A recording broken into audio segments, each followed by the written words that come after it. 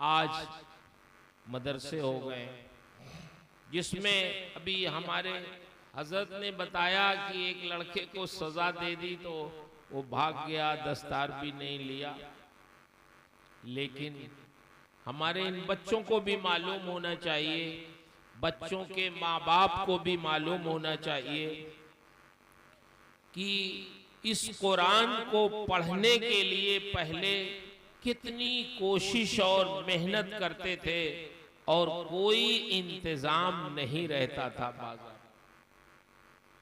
एक सहाबी फरमाते हैं, कम उम्र सहाबी, ऐसे ही छोटे से बच्चे थे, इरशाद फरमाते हैं कि मेरे गांव के बुजुर्ग लोग जब सरकार मक्के से मदीना तशरीफ लाए तो ज़ियारत के लिए जाने लगे।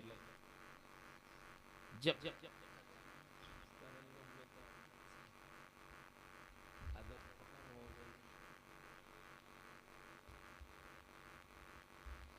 कुछ लोग सरकार की ज़ियारत के लिए मदीना शरीफ आना चाहते थे तो फरमाते हैं कि मैं बच्चा था, मैंने कहा मैं भी चलूंगा सरकार की नबी की ज़ियारत के लिए।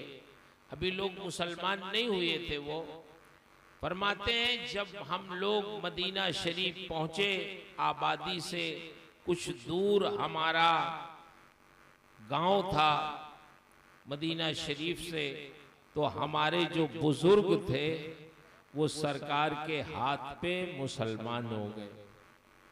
मैं भी देख करके मुसलमान हो गया। सरकार ने हमें दीन की मोटी मोटी बातें बताई और इरशाद फरमाया कि ज्यादा से ज्यादा कुरान याद करो। उस वक्त कुरान मुकम्मल तौर से नाजिल नहीं हुआ था, कुरान की कुछ सूरतें नाजिल हुई थीं और करीब करीब रोजाना कुरान की कुछ आयतें नाजिल होती थीं। सरकार ने इरशाद फरमाया कि जो मेरे ऊपर कुरान नाजिल हो रहा है उसको तुम लोग ज्यादा से ज्यादा याद करो। हम लोग मिल करके फिर अपनी आबादी में आ गए तो कोई ऐसा नहीं था जो कुरान हमें याद करवाता, कोई जानने वाला नहीं था। तो वो कम उम्र सहाबी इरशाद फरमाते हैं कि मेरा काम ये था कि मैं दिन में जब धूप निकल जाती, लोग आने जाने लगते, तो मैं उस रास्ते पे जाके खड़ा हो जाता जो मदीनतुर रसूल से आता जाता था। उस रास्ते पे खड़ा हो जाता और जब कोई मदीने से काफिला आता तो रास्ता रोक के मैं खड़ा हो जाता और मैं कहता कि मेरे भाई, मैं बहुत कम उम्र बच्चा हूं, मैं रोजाना मदीना शरीफ नहीं जा सकता, तुम में से जिसको कुरान याद हो वो मुझे कुरान सिखा दे। लोग कहते हमारे पास टाइम नहीं है, हमें सफर करना है, हमें जाना है, धूप निकल आती, लेकिन मेरा शौक ऐसा था कि मैं उनसे कहता मैं आपको जाने नहीं दूंगा जब तक आप मुझे कुरान नहीं सुना देंगे। यहां तक कि वो लोग मुझे कुरान सुनाते, मैं याद करता। यहां तक मैंने रोक रोक करके कुरान याद किया कि मेरी आबादी में मुझसे बड़ा कोई हाफिज़े कुरान उस जमाने में नहीं। जितना कुरान नाजिल हुआ था और लोगों को याद था वो मैंने जुबानी याद कर लिया। मैं नाबालिग था और जब मैं बालिग हुआ तो लोगों ने उसी कुरान की बुनियाद पर मुझे अपनी आबादी का इमाम बना दिया। आप गौर करें, हमारे बच्चे सोचें, आज तो मदरसे हैं, मदरसों में खाने का इंतजाम, रहने का इंतजाम, रोशनी का इंतजाम, किताबों का इंतजाम, सारी सहूलियात हैं, लेकिन आपसे शिकायत ये है कि आप अपने बच्चों को मदरसे में दाखिल नहीं करना चाहते।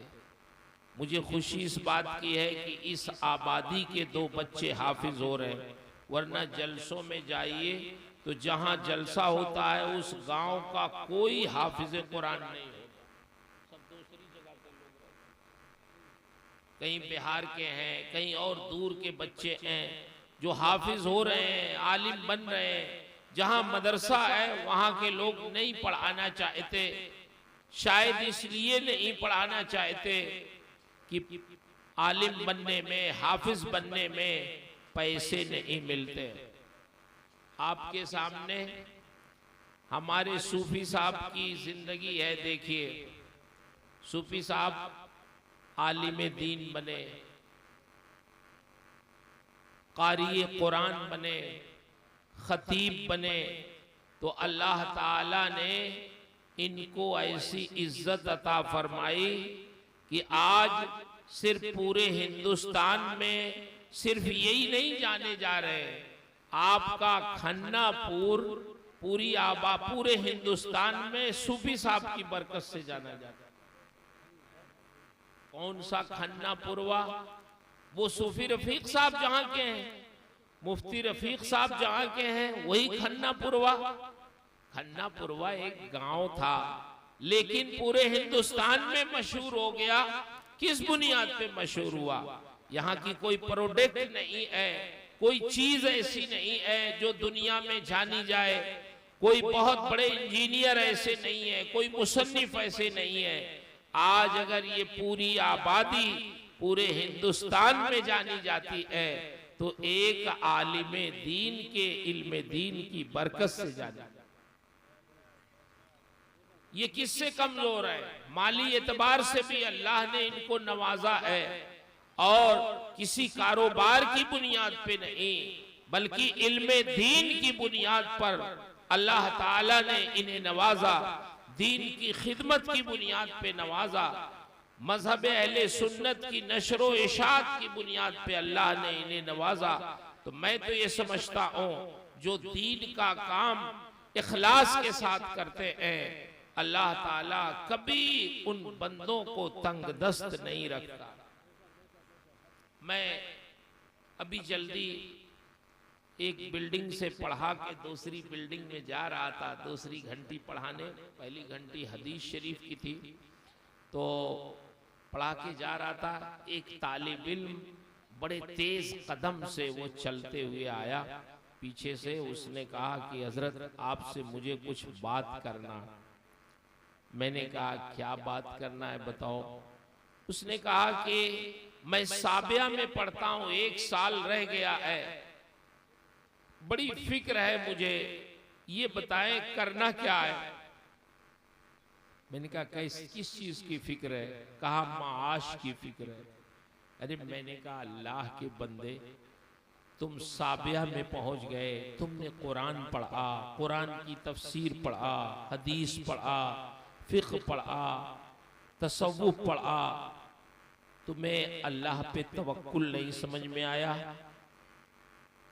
तुमने ये नहीं पढ़ा कि अल्लाह ने इरशाद फरमाया है वमा मिन दाब्बतिन फिल अर्दि इल्ला अल्लाह रिज़्क़ुहा, कि जमीन पर जितने जानदार हैं अल्लाह फरमाता है उनके रिज़्क़ की जिम्मेदारी हमने ले ली है।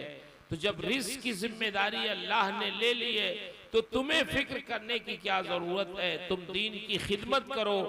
रिज़्क़ का इंतजाम जितना बेहतर हमारा रब फरमाएगा, हम लोग अपने रिज़्क़ का इंतजाम उस तरह कभी नहीं कर सकते। सीधे से पढ़ाओ, अल्लाह तुम्हारे रिज़्क़ का इंतजाम करेगा।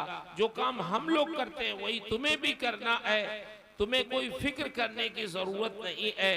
अल्लाह पे तवक्कुल करके अगर काम किया जाए तो सारे काम आसान हो जाते हैं और इल्म दीन की खिदमत भी होती है। मैं तो मुबारकबाद पेश करता हूँ अपनी इन बहनों को, बेटियों को, माओं को कि इनकी कुर्बानियाँ किसी को आलिम बनाने में, किसी को हाफिज बनाने में, किसी को मुहद्दिस बनाने में बड़ी अजीम है। आज जो बड़े बड़े मुहद्दिसीन नजर आते हैं, बड़े बड़े बुजुर्ग नजर आते हैं, बड़े बड़े औलियाए कामिलीन नजर आते हैं, उनमें हमारी इन माओ बहनों बेटियों की कुर्बानियां बहुत ज्यादा। मुआशरे की इस्लाह में बुनियादी किरदार इनका है। एक माँ अगर नेक होती है, परहेजगार होती है, तो अपने बच्चे को नेक बनाती है। आप देखें, हजरत नूह की बीवी मोमिना नहीं थी, वो मुसलमान नहीं थी, तो हजरत नूह के लड़के का क्या हाल हुआ? इरशाद फरमाया, या बुनैयर कब माना, जब तूफान नूह आया तो हजरत नूह अलैहिस्सलाम ने इरशाद फरमाया, ए मेरे बेटे, मेरी कश्ती में तू सवार हो जा। बेटा मुसलमान नहीं था, तो उसने क्या जवाब दिया? मैं कश्ती में सवार नहीं होऊंगा। सावी इला जबली यासिमुनी मिनल मा, ऐ मेरे वालिद, मैं पहाड़ पे चढ़ जाऊंगा, पहाड़ पे चढ़ जाऊंगा, पानी वहां तक नहीं पहुंचेगा, मैं बच जाऊंगा सैलाब से। अल्लाह के नबी ने इरशाद फरमाया, आज अल्लाह के अजाब से बचाने वाला तुम्हें कोई नहीं मिलेगा सिवाय अल्लाह के। डूब जाएंगे बड़े बड़े पहाड़, वो कश्ती में नहीं सवार हुआ तो वो डूब गया। क्यों? माँ की तरबियत नहीं थी, माँ मुस्लिमा नहीं थी, तो वो बेटा नेक नहीं बन सका। और जो खवातीन नेक होती है, जैसे उम्मे सुलैम एक सहाबिया थी जिन्होंने हजरत अबू तलहा से शादी की दीन की बुनियाद पर, तो ऐसी नेक सहाबिया और माँ थी कि हजरत अनस रज़ी अल्लाह ताला अन्हु की ऐसी तरबियत की उन्होंने बेवा होकर के कि उन्होंने अपने बेटे को रसूलुल्लाह सल्लल्लाहु अलैहि वसल्लम का खादिम बनाया और सरकार की खिदमत में उन्हें रखा। यहाँ तक कि हजरत अनस ऐसे खादिम हुए सरकार के कि 10 साल तक रसूलुल्लाह सल्लल्लाहु अलैहि वसल्लम के घर का काम करते रहे, खिदमत करते रहे, सिर्फ इसलिए वो इतने नेक बने कि उनकी माँ नेक थी, परहेजगार थी, तो बेटा भी नेक और परहेजगार। हमारे सूफी साहब बुखारी शरीफ की हदीसें पढ़ के सुनाते हैं। कौन है इमाम बुखारी? जब तक कोई बुखारी पढ़ता नहीं है, वो आलिम दीन नहीं होता, उसके सर पे दस्तार नहीं रखी जाती। कौन है इमाम बुखारी? मैं अपनी माओ बहनों बेटियों से गुजारिश करूंगा, इमाम बुखारी को इमाम बनाने वाली आप हजरात की जात, हमारी बहनों की जात है, हमारी बेटियों की जात है।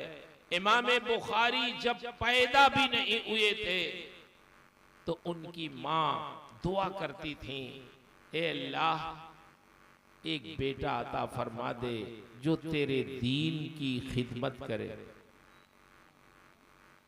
बड़ी दुआएं की इमाम बुखारी की पैदाइश के लिए। और जब इमाम बुखारी पैदा हुए तो बहुत खुश हुई कि मेरी दुआ अल्लाह ने कबूल कर ली है। लेकिन जब 6 साल के इमाम बुखारी हुए तो उनकी आंखों की रोशनी खत्म हो गई, नाबीना हो गए। अब मां को जब मालूम हुआ कि मेरा बेटा नाबीना हो गया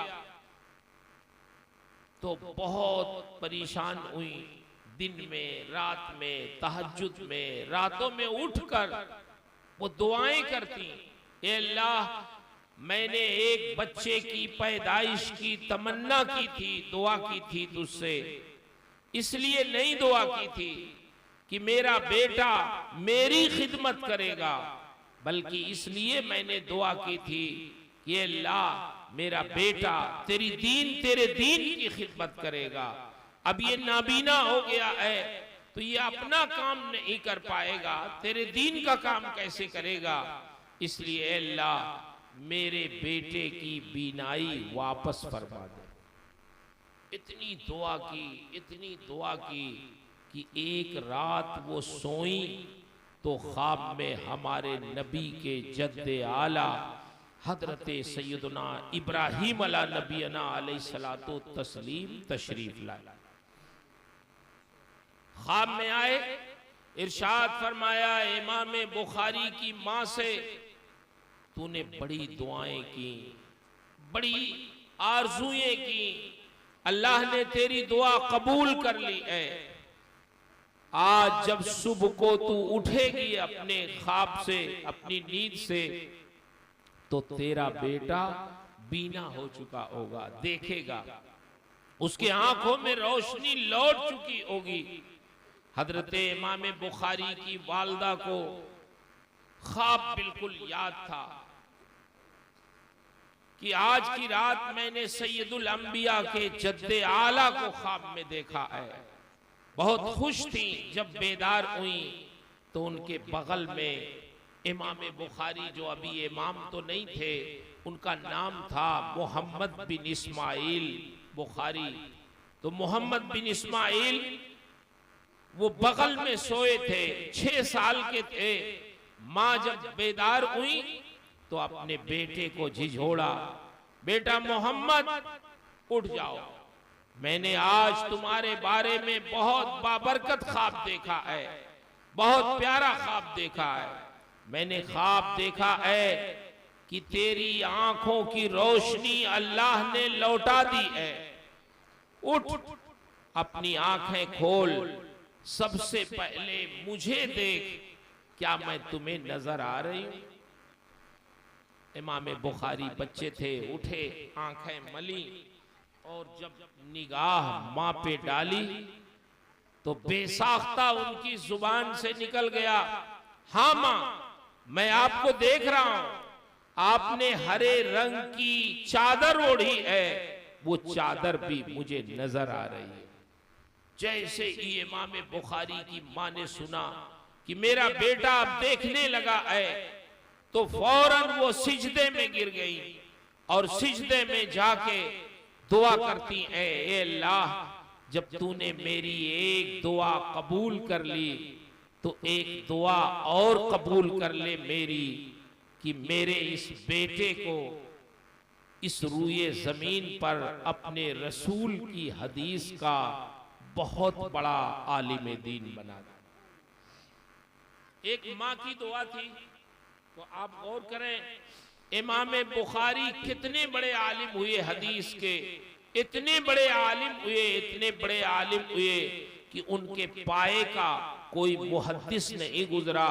उन्होंने जो हदीसें लिखी, आज उनकी किताब इस रूए जमीन पर किताबुल्लाह के बाद जो सबसे असह किताब है वो इमाम बुखारी की बुखारी शरीफ है। मेहनत भी उन्होंने बहुत की, ऐसा नहीं कि मेहनत नहीं की। एक शहर में हो गए तो मुहद्दिसीन इकट्ठा हो गए, सब ऐसे ही स्टेज लगाया, कुर्सी रखी, लोगों ने कहा हुजूर, रसूलुल्लाह की हदीसों का इतना बड़ा कोई आलिम इस रूए जमीन पर नहीं है जो इल्म अल्लाह ने आपको दिया है, बैठ जाएं इस कुर्सी पे और सरकार की हदीसें बयान कर दें। इमाम बुखारी ने पूछा, किस मौजू पर हदीसें मैं बयान करूं? लोगों ने कहा, हमारी समझ में नहीं आ रही बात, क्या आप कहें, आप अपने तौर पर बयान कर दें। एक साहब खड़े हुए, उन्होंने कहा, जितने उस्ताद से आपने हदीसें पढ़ी हैं, हर उस्ताद की एक एक हदीस सुना। तो इमाम बुखारी ने 1000 हदीसें सुनी और इरशाद फरमाया कि सिर्फ मैंने एक उस्ताद की एक हदीस सुनाई है। इसका मतलब ये हुआ 1000 से जायद असातिज़ा से इमाम बुखारी ने इल्म हदीस हासिल किया, मगर इन सब के बावजूद उनके इमाम बनने में उनकी मेहनतों से कहीं ज्यादा उनकी माँ की तरबियत और दुआओं का दखल है। उनकी माँ ने दुआ करके उनको इतना बड़ा मुहद्दिस बनाया।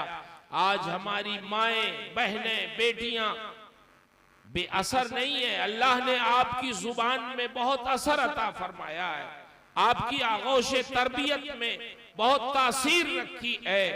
जब आपकी तारीख हम लोग किताबों में पढ़ते हैं तो समझ में आता है कि एक खातून कभी माँ की हैसियत से, कभी बीवी की हैसियत से, कभी बेटी की हैसियत से, कभी बहन की हैसियत से ऐसी तरबियत की है इन्होंने मर्दों की कि आज तारीख में उनकी बेशुमार मिसालें मिलती जुलती।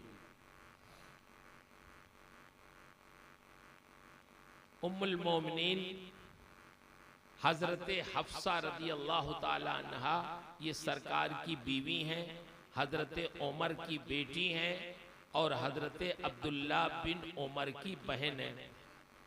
अब्दुल्ला बिन उमर के बीवी का इंतकाल हो गया तो अब्दुल्ला बिन उमर ने यह तय किया कि मुझे अब शादी नहीं करनी, मुझे अब पूरी जिंदगी इबादत में गुजार देनी है।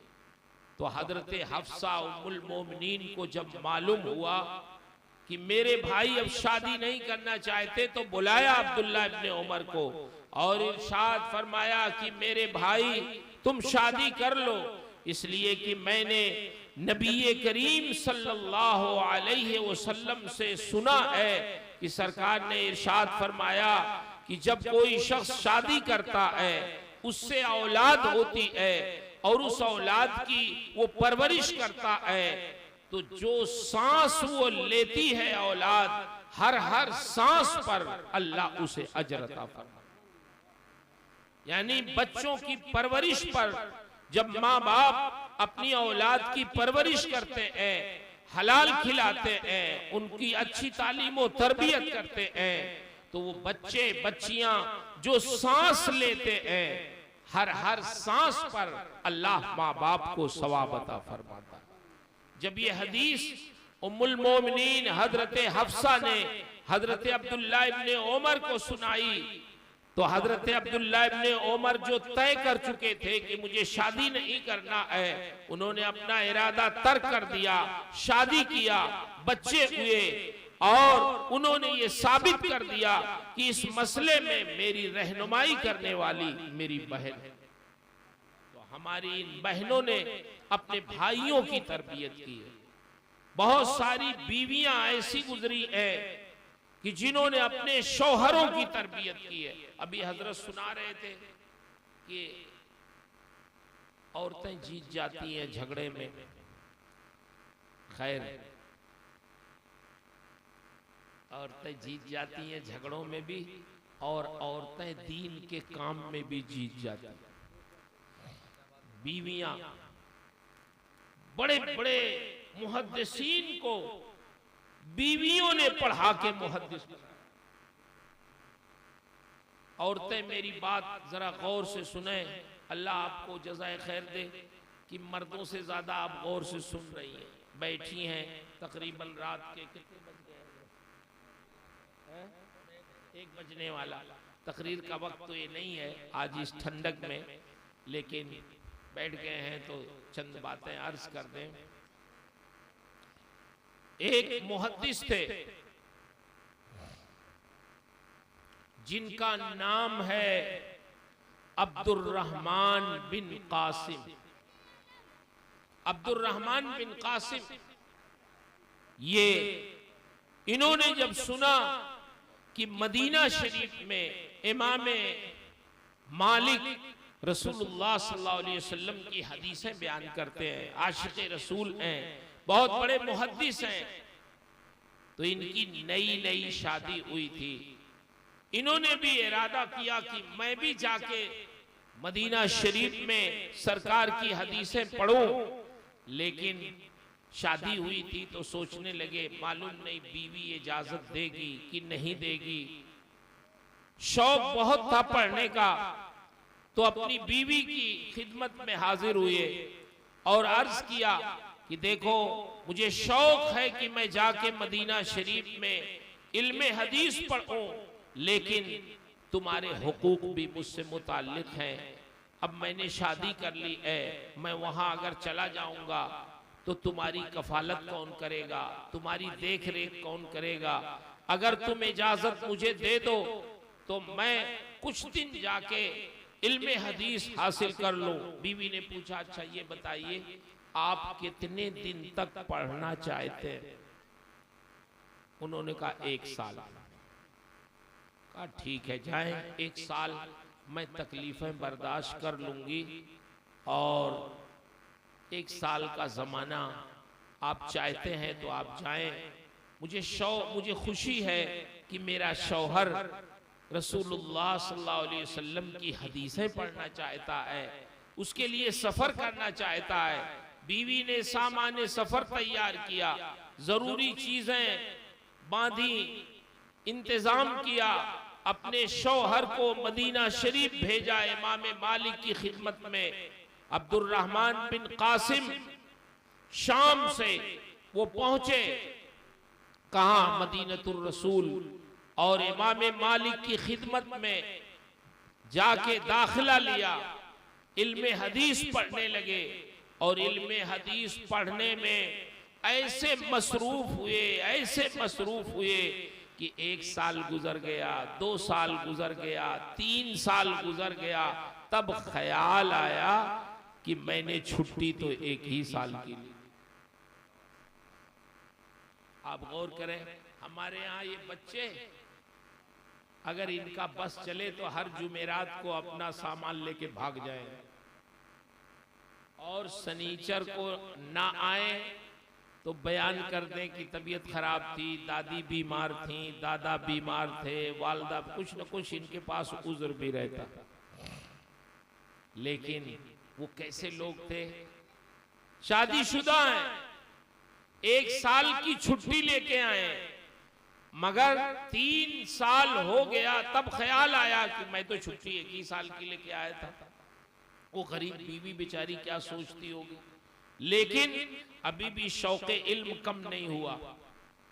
खत लिखा अपनी बीवी को। क्या खत लिखा कि प्यारी बीवी, मुझे खुशी ये है कि तुमने मुझे 1 साल की छुट्टी दी, लेकिन शर्मिंदगी ये है कि मैंने 3 साल गुजार दिया और मुझे पता नहीं चला इल्म के शौक में। इस 3 साल में मैंने तुम्हारा कोई हक अदा नहीं किया, तुम्हारा नानो नफका अदा नहीं किया, तुम्हारी कफालत नहीं की, कोई खैरियत नहीं पूछ सका, कोई खत नहीं भेज सका। इसलिए मैं बहुत शर्मिंदा भी हूँ, माजरत खा भी हूँ, लेकिन मेरा शौक़े इल्म जो था अभी कम नहीं हुआ, ना खत्म हुआ, मैं अभी और पढ़ना चाहता हूँ। अब तुम्हें इख्तियार है कि तुम चाहो तो मेरी ज़ौजियत में रहो और चाहो तो मेरी ज़ौजियत से निकलकर किसी और दूसरे शौहर से शादी करके अपनी जिंदगी गुजार लो, मुझे तो अभी पढ़ना है। ये खत जब उनकी बीवी को मिला तो बीवी कैसी नेक थी, उसका जवाब लिखवाया उनकी बीवी ने। अब्दुर्रहमान बिन कासिम, तुम्हारा खत मुझे मिला, तुम्हारा शौक़े इल्म सुनकर पढ़कर बहुत खुशी हुई कि रसूलुल्लाह की हदीसों के पढ़ने का शौक तुम्हें बहुत है, लेकिन एक जुमला तुमने बहुत तकलीफ दे लिख दिया है कि अगर तुम इंतजार ना कर सको तो मेरी ज़ौजियत से निकलकर किसी दूसरे शौहर से शादी कर लो। ये मेरे लिए बहुत तकलीफ दे बात है। मैं तो खुश हूं कि मेरा शौहर रसूलुल्लाह की हदीसें पढ़ने गया है। कल क़यामत में जब मेरा शौहर मुहद्दिस बन के उठाया जाएगा तो मेरा भी हाशर मुहद्दिस की बीवी की सूरत में होगा। क्या इस फजल से तुम मुझे महरूम रखना चाहते हो? अब्दुर्रहमान बिन कासिम, याद रखो, तुम अगर जिंदगी भर पढ़ोगे तो मैं तुम्हारी ज़ौजियत से निकलना नहीं चाहती। मैं इंतजार करूंगी, तुम्हारी राह देखूंगी, मैं तुम्हारा इंतजार करके बैठूंगी कि मेरा शौहर कब पढ़ के मदीनतुर रसूल से आएगा। इसलिए अब ये जवाब मैं लिखवाती हूँ और तुम्हें भेजती हूँ कि अब तुम्हें किसी रुखसत की जरूरत नहीं है।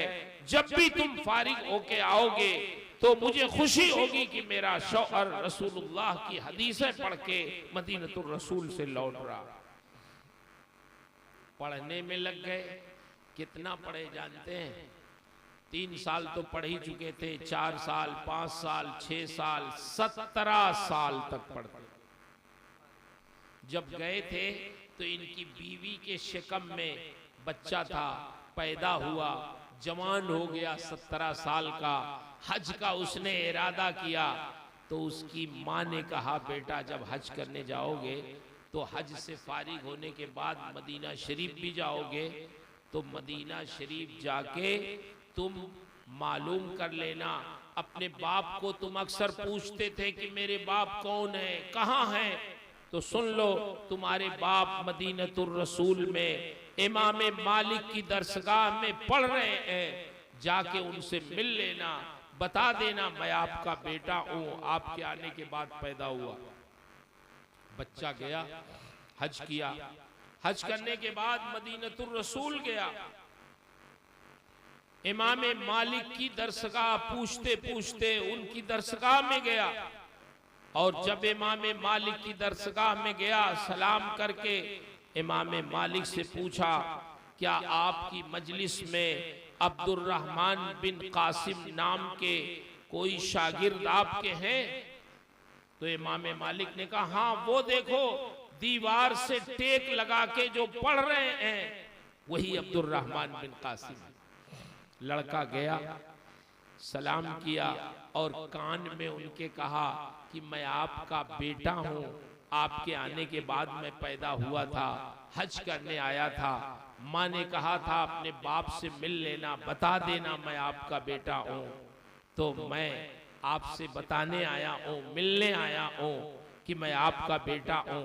जैसे ही सुना अब्दुर्रहमान बिन कासिम ने कि ये नौजवान मेरा बेटा है, खड़े हो गए, बगलगीर हुए बाप बेटे, फूट फूट कर रोने लगे। इमाम मालिक ने जब सुना कि अब्दुर्रहमान बिन कासिम अच्छे खासे बैठ के पढ़ रहे थे, ये नौजवान कहां से आ गया, क्या इसने कह दिया, क्या किसी के मरने की खबर सुना दिया? फरमाने लगे, अब्दुर्रहमान बिन कासिम ये नौजवान कौन है, तुम्हारे इलाके से आया है, क्या कोई खबर लेके आया है किसी के मरने की कि तुम अच्छे खासे थे, रोने लगे, कौन है ये नौजवान तुम्हारा?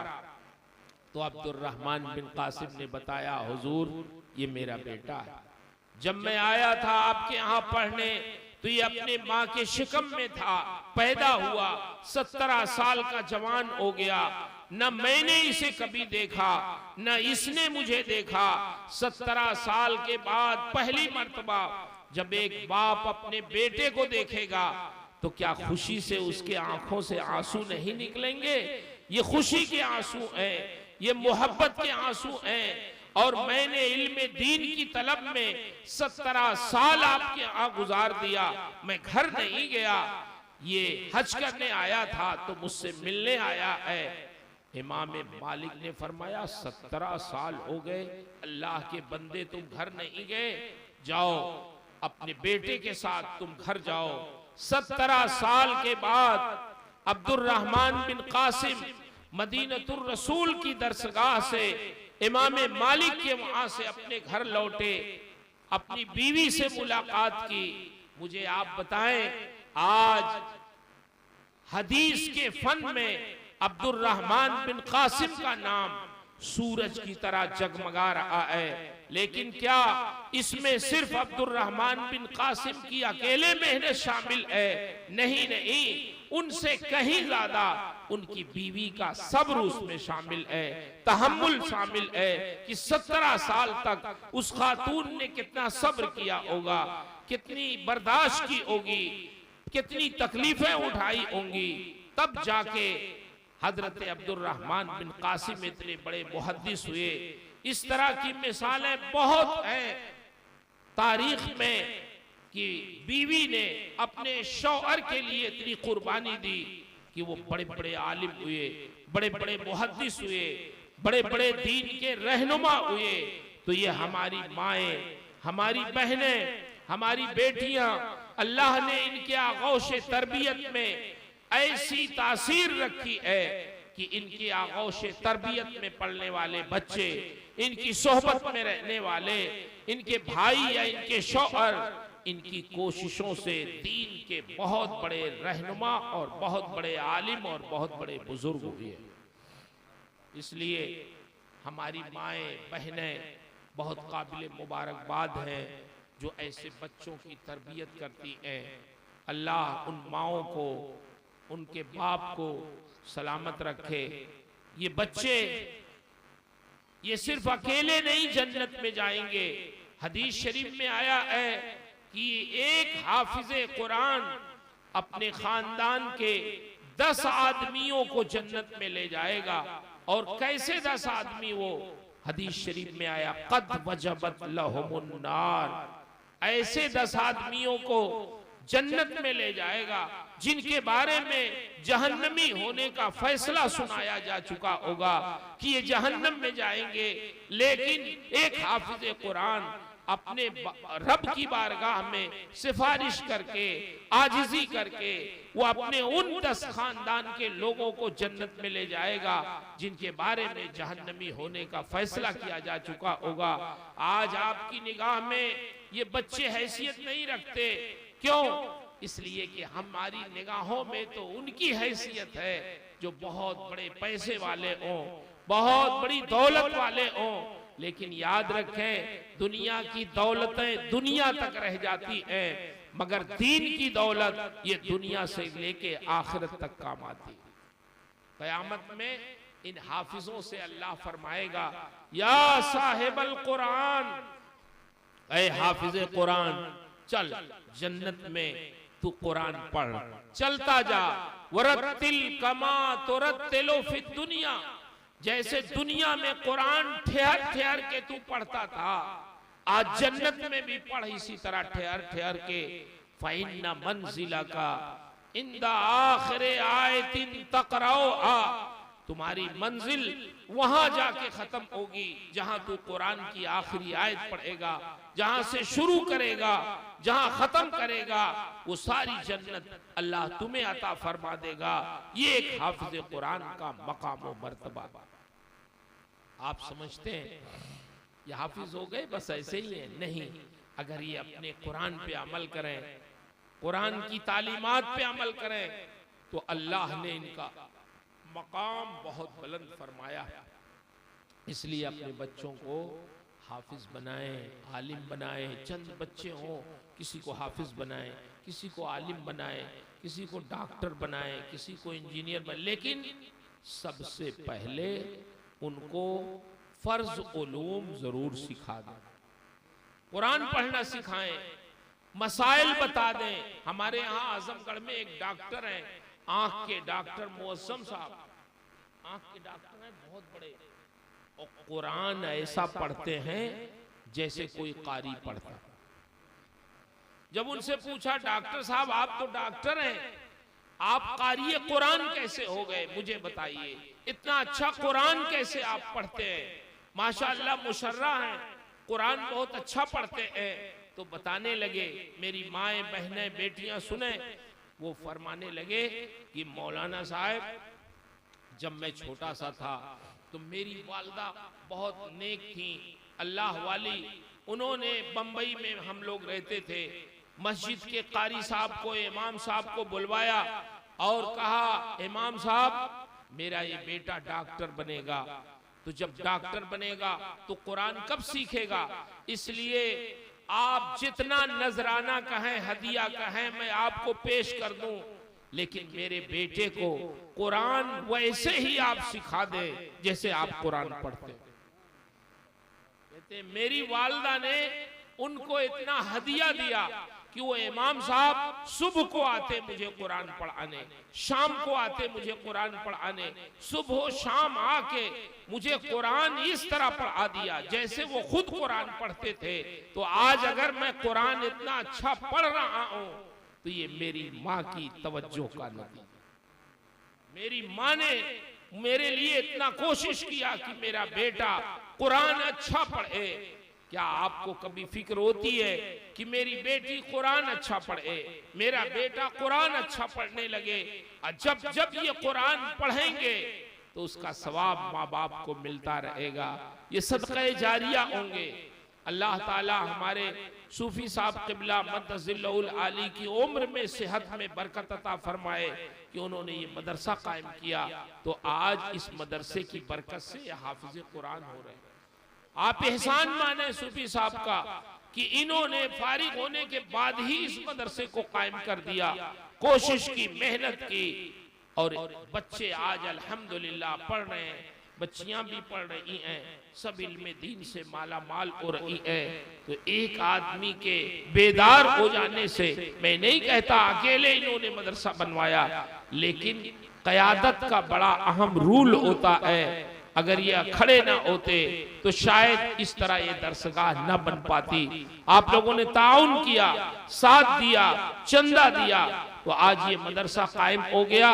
आप दो हाफिज ना देखिए, बल्कि कभी कभी एक तालिब इल्म भी पूरे मदरसे की कामयाबी की जमानत बन जाए।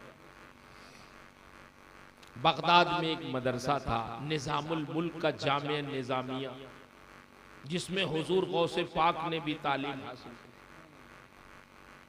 आजकल जानते हैं कुछ लोग प्रोपगंडा करते हैं मदरसे इसमें पढ़ाई नहीं होती, लिखाई नहीं होती। उस जमाने में भी निजामुल मुल्क से लोगों ने कहा आप इतना खर्च करते हो मदरसे पे, पढ़ाई लिखाई नहीं होती आपके मदरसे पे, और अगर हमारी बात पे यकीन ना हो तो आप जाके कभी चेक कर लो, देख लो। ए बेटा बैठ जाओ, बैठ जाओ, बैठ जाओ, बैठो बैठो बैठो बैठो, पढ़ो, थोड़ी देर बैठो, हाँ बैठो बैठो, बस ज्यादा देर नहीं करेंगे।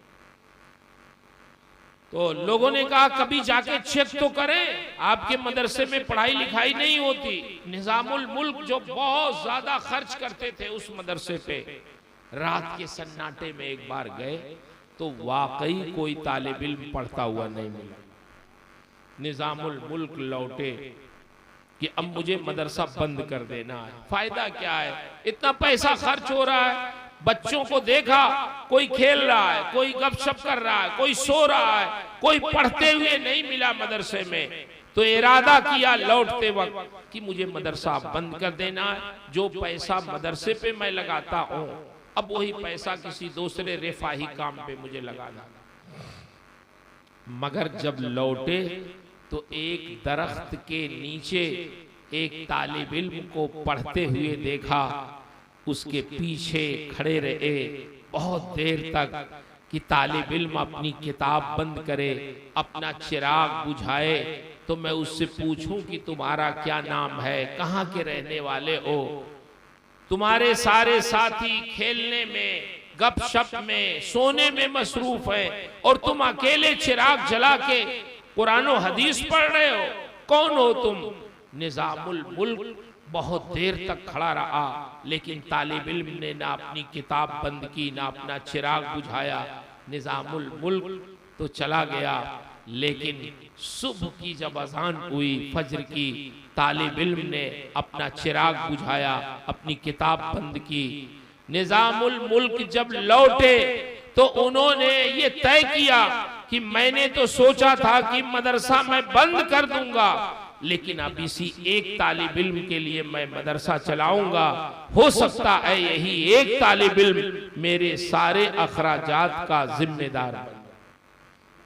रिवायतों में आता है वही एक तालिब इल्म जो चिराग की रोशनी में पढ़ रहा था, बाद में वही इमाम ग़ज़ाली के नाम से मशहूर हुआ।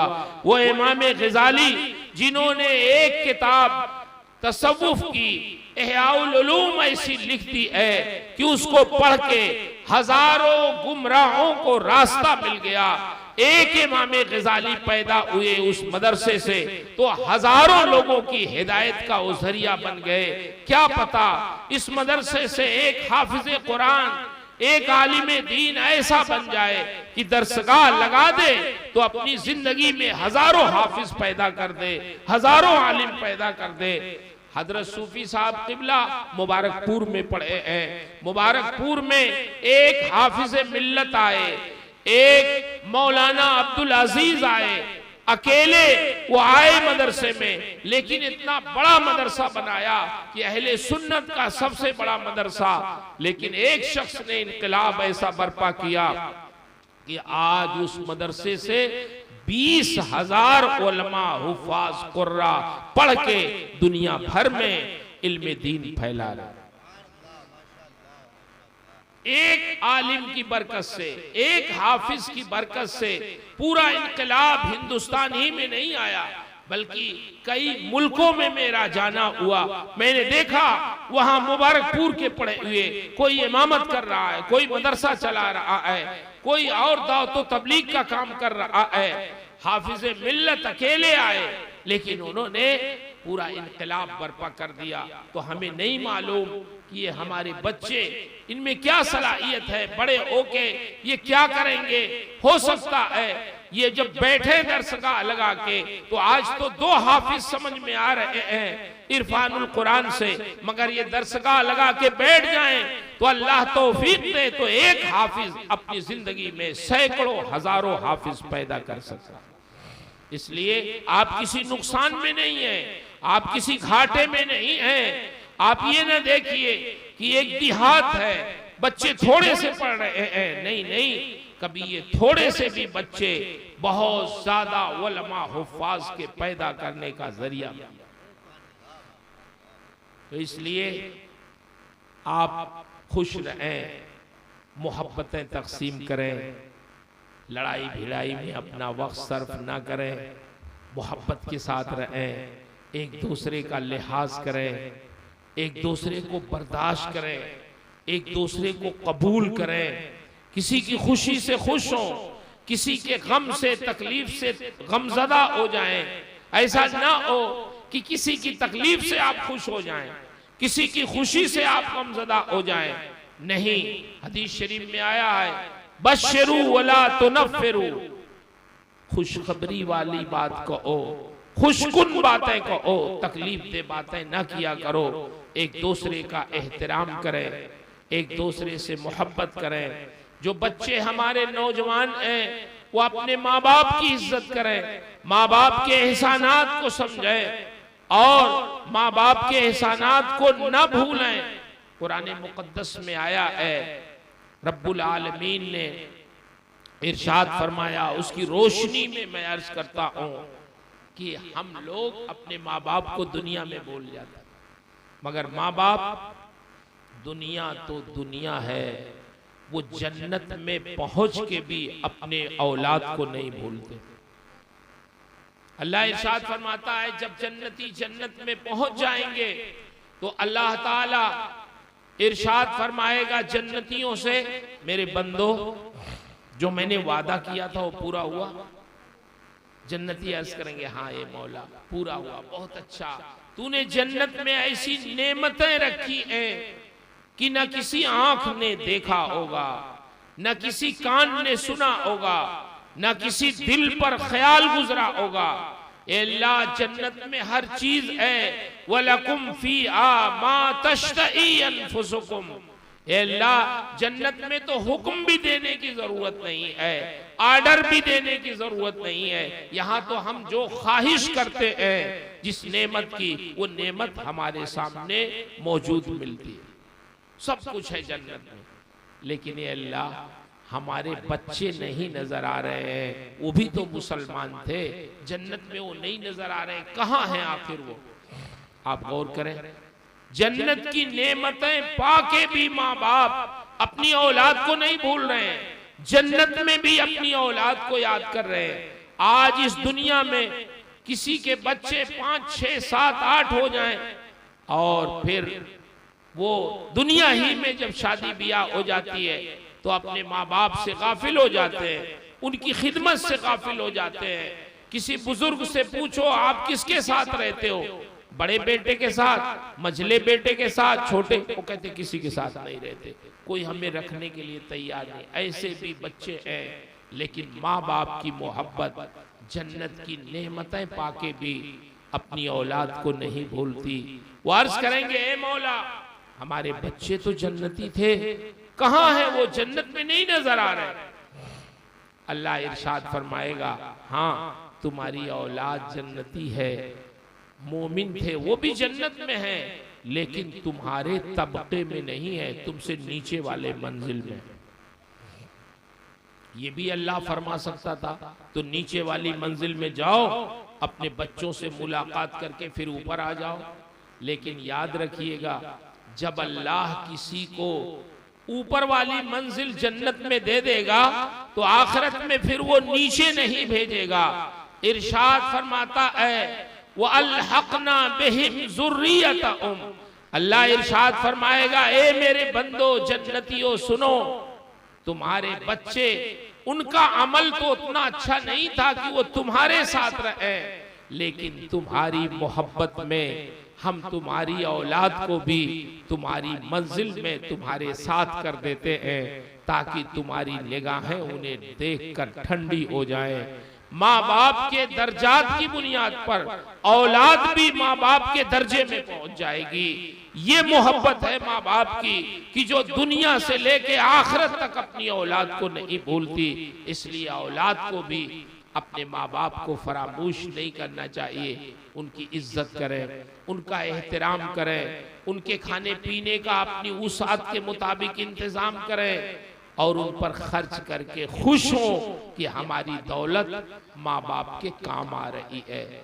उनकी आवाज पे अपनी आवाज बुलंद ना करें, उनको बेवकूफ ना समझें। माँ बाप कभी देहाती हो सकते हैं, कभी किसान हो सकते हैं, कभी बेपढ़े लिखे हो सकते हैं। बच्चा अगर पढ़ लिख भी ले फिर भी उसके लिए जरूरी है कि माँ बाप का एहतराम करे, माँ बाप की आवाज पे अपनी आवाज बुलंद ना करे, उनकी इज्जत करे, एहतराम करे और उनकी दुआएं ले। हदीस शरीफ में आया है, माँ बाप की दुआएं औलाद के हक में ऐसे ही कबूल होती है का दुआ इन नबी ले उम्मती, जैसे नबी की दुआ उम्मती के हक में कबूल होती है। इसलिए अपने माँ बाप का एहतराम करें, नमाजों की पाबंदी करें, नमाज का एहतमाम इतना करें जैसे अल्लाह ने एहतमाम के साथ उसको बयान फरमाया। आप मुझे बताएं, रमजान आता है तो क्या अल्लाह की तरफ से रोजाना ऐलान होता है कि रोजा रखो, रोजा रखो, रोजा रखो? साल जब पूरा हो जाए तो क्या ज़कात अदा करने के लिए कोई ऐलान होता है ज़कात अदा करो? हज का जमाना आता है, क्या कोई ऐलान होता है कि हज करो? लेकिन नमाज वो इबादत है कि जब वक्त आता है नमाज का तो अल्लाह की तरफ से ऐलान होता है अजान की शक्ल में कि मस्जिद आ जाओ, हय्या अलस सलाह, नमाज के लिए आओ, कामयाबी के लिए आओ।